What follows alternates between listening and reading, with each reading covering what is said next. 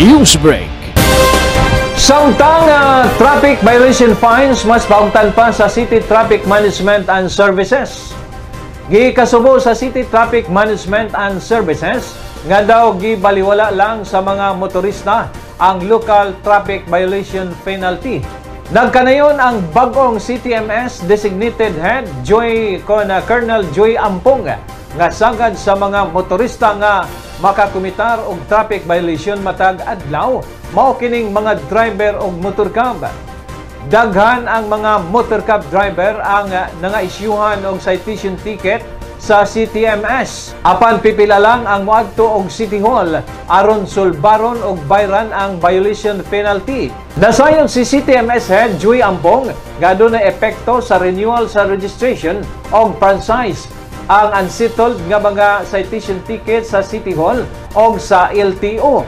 Apan sa iyang pamati, gibaliwala kini sa mga driver o operator sa rason nga dugay pa ang ilang renewal.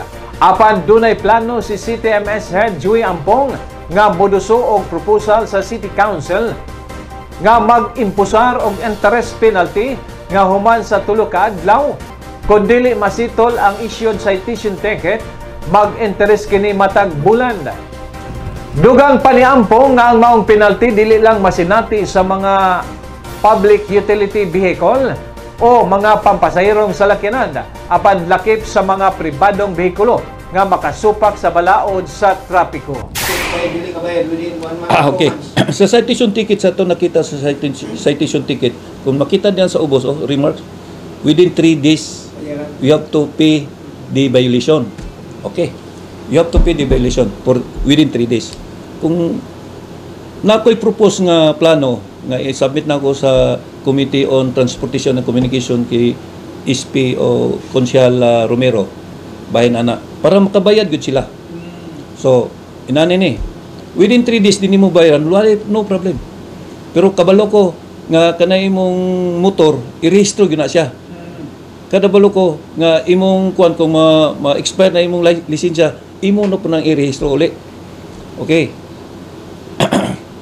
Kung dili nimo ka makabayaran next month, okay, akong propose din nga there should be an percent additional.